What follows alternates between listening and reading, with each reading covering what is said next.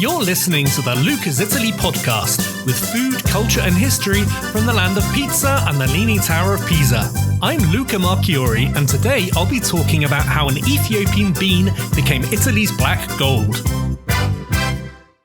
300 years ago this week, the place to be in Venice was a new cafe called Alla Venezia Trionfante in the Piazza San Marco. It had been opened a few weeks before, in fact on the 29th of December, by Floriano Francesconi. Despite its patriotic name, the cafe soon became known by the name of its owner, Caffè Florian. It attracted the great, the good and the fashionable, including playwright Carlo Goldoni, and, because it was the only coffee shop in the whole of Venice that admitted women, the Lothario Casanova. By the mid-1700s, there were more than 200 coffee shops in Venice, and not all of them were as grand as Caffè Florian. In fact, we get a much better view of what a Venetian coffee shop of the 18th century would have been like from a play written by Carlo Goldoni in 1750 called La Bottega del Caffè.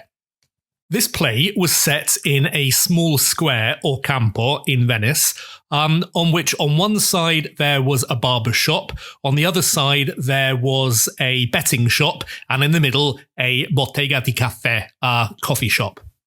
Because of the play's location, we can glean some insights into what a coffee shop in Venice of the period would have been like. Firstly, the play mentions that coffee shop owners would have had to get up very early in the morning.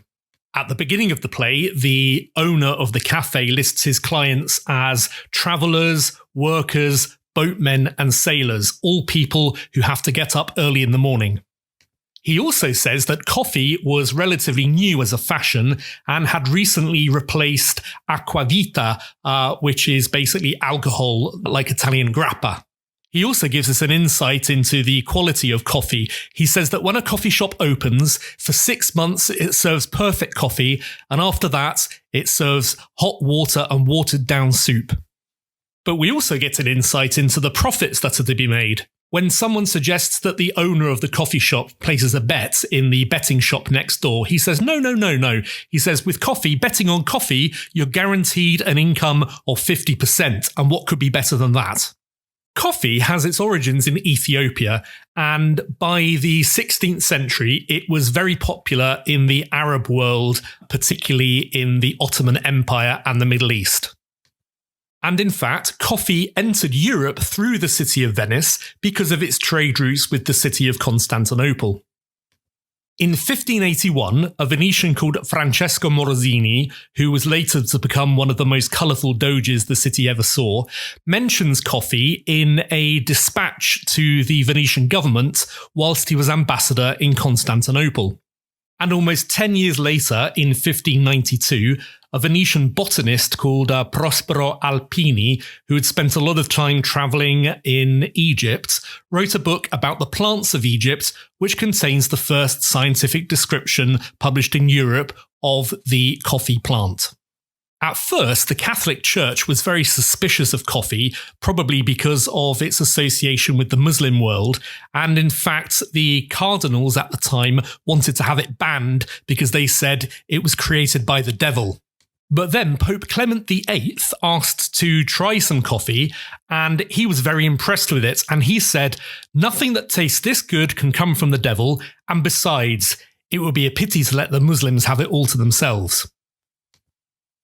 By 1615, coffee was being touted in Venetian pharmacies as a miracle pick-you-up. And in 1645, the first Bottega del Caffè, or coffee shop, opened in the city. It was a huge success, and similar coffee shops soon opened in other Italian cities, such as Turin and Florence, but also in cities abroad, such as London, Paris, and Vienna. In fact, Vienna soon became, and still is today, one of the most important coffee-loving cities in Europe. By the late 18th century, coffee had really reached the height of popularity in Italy, and it's worth noting that there are several coffee shops from this period which are still in existence in Italy today, such as Caffè Florian and Caffè I Quadri in Venice, Caffè Il Greco in Rome, and similar historic establishments in Turin, Florence, and Trieste. In fact, Trieste by this point was under Austrian rule, and it soon developed a coffee culture, which was one of the most famous coffee cultures of any Italian city. In fact, it was the Austrians that brought coffee to the other city in Italy, which later became synonymous with coffee, and that's Naples. In 1768, Maria Carolina, the sister of Marie Antoinette of France, became Queen of Naples, and she introduced the Austrian coffee culture to Naples at that time. The Neapolitans went nuts for coffee, and very soon, by the early 1800s, there were itinerant coffee sellers to be found all over the city. In 1816, a Frenchman called Maurice invented a gadget which enabled people to make coffee at home. He called it the Caffettiera Napolitana, and it soon became very popular in Naples under the name of the cucumella. The cucumella, which was first made of copper and later of aluminium, was in three parts. It had a reservoir for water, it had a section to put coffee in, and then it had what looked like an upside-down coffee pot. And what you'd do is you put coffee in the middle, water in the bottom, then you'd heat the water until it was almost boiling, and then you'd turn the whole thing upside down, and gravity would pull the water down through the coffee into the coffee pot at the bottom, which was now no longer upside down. As I said, these were really popular in Naples, but also in the rest of Italy, and really remained the main way that Italians made coffee at home until 1933. In that year, Alfonso Bialetti, an Italian, invented the mocha, which soon became the most popular way to make coffee and still is today. In fact, the design of the mocha from 1933 is identical to the design still used today.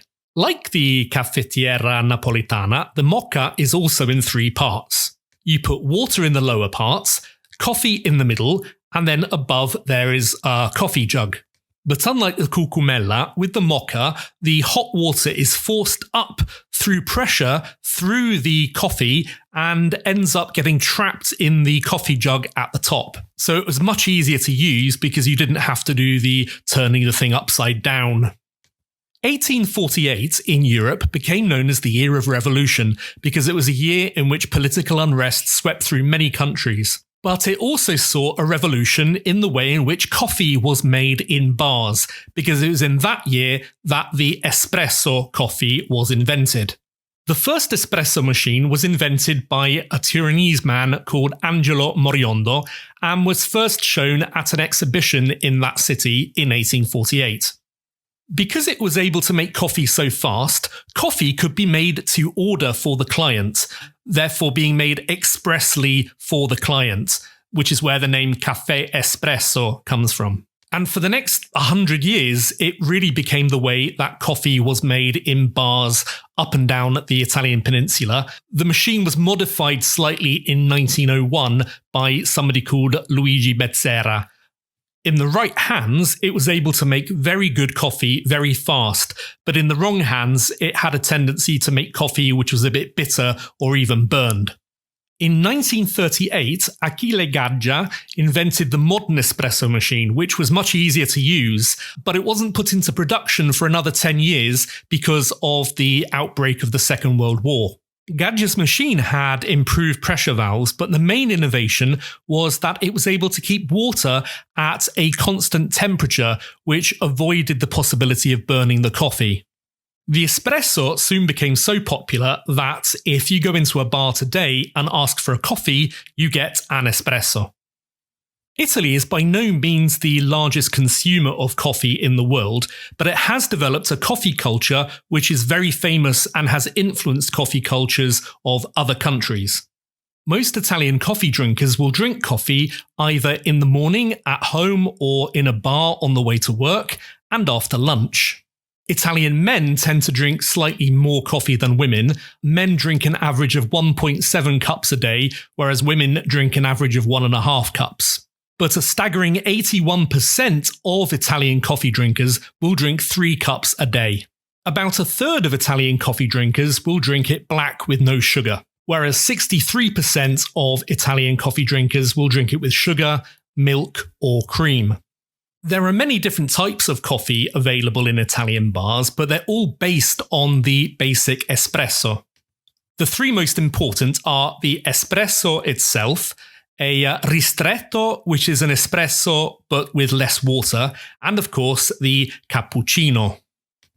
When people talk about Italian coffee culture, they often highlight the rules, some of which sound rather bizarre, like you're not supposed to drink cappuccino or coffee with milk after 11 o'clock in the morning. However, if you ask an Italian, the real rules are to do with how you make the coffee. Any Italian barista will tell you that the choice of coffee is very important, but also that the way the coffee is ground is essential. It has to be ground so that the right dose of water can pass through the coffee in between 25 and 30 seconds. The temperature of the water is also very important. It should be at 94 degrees centigrade when it goes into the coffee and 86 degrees centigrade when it comes out into the cup. That's 201 degrees Fahrenheit when it goes into the coffee and 186.8 when it comes out. The pressure of the machine needs to be between 9 and 15 atmospheres, depending on the kind of machine. And there should be between 7 and 9 grams of coffee. That's a quarter to a third of an ounce. For a normal espresso, there should be between 35 and 40 millilitres of coffee in the cup. That's 1.2 fluid ounces. But you can make a caffè lungo with 60 millilitres, that's 2 fluid ounces. Or a ristretto with 20 millilitres, which is 0.6 fluid ounces. The cup in which it is served is also very, very important.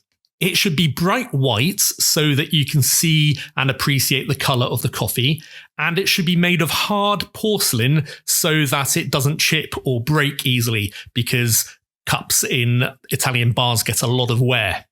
It should be round on the outside but oval on the inside with a capacity of 80 millilitres. That's 2.7 fluid ounces. Many Italians today prefer to have their coffee served in a glass rather than in the traditional porcelain cup. And in fact, there's a bit of a debate as to which is better.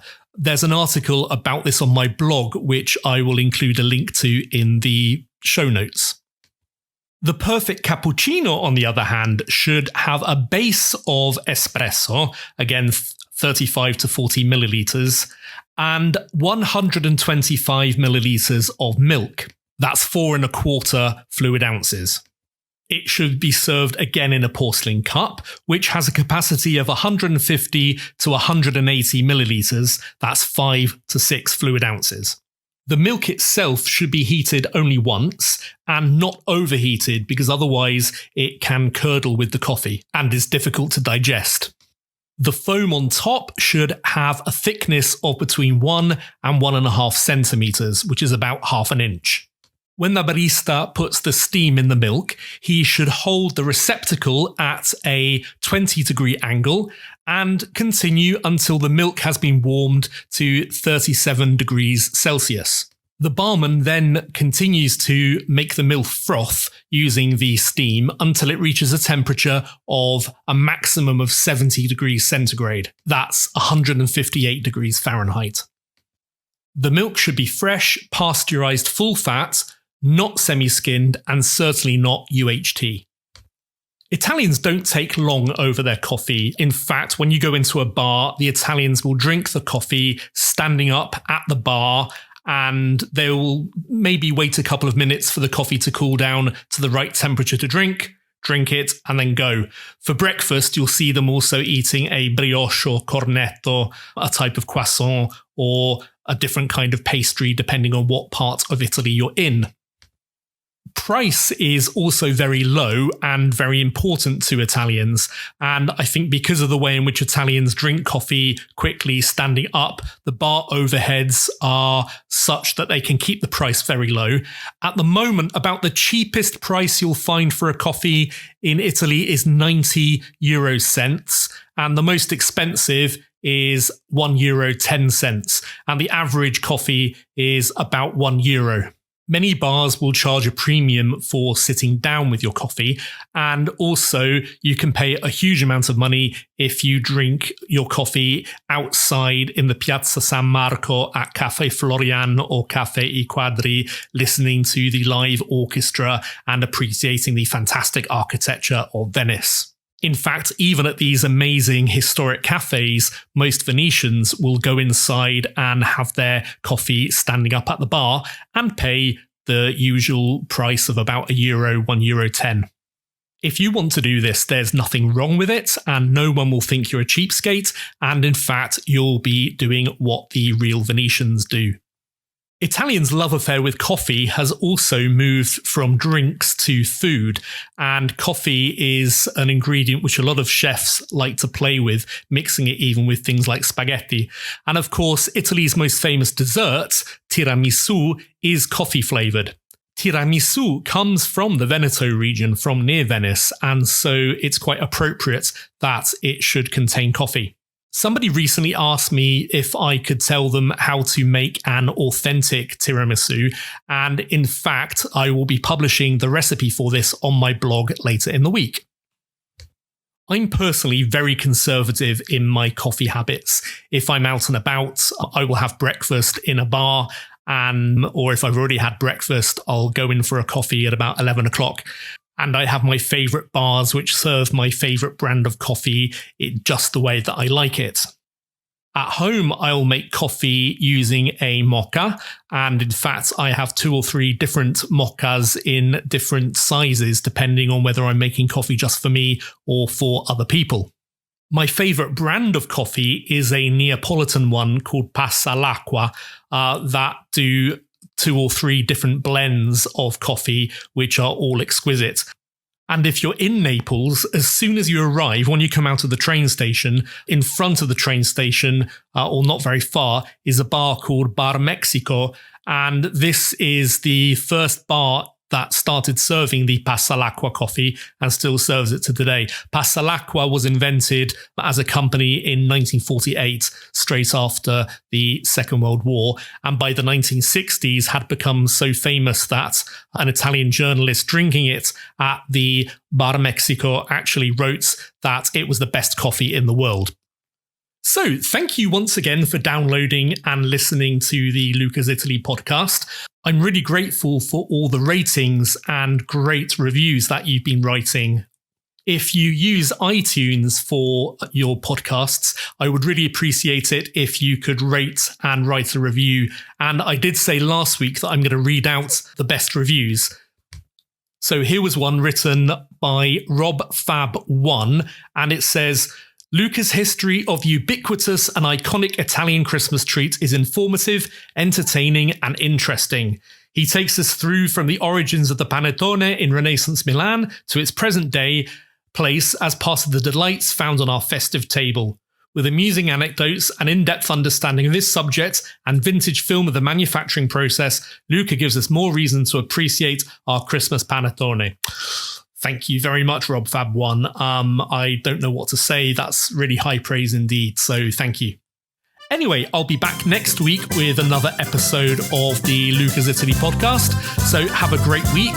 Thank you and ciao.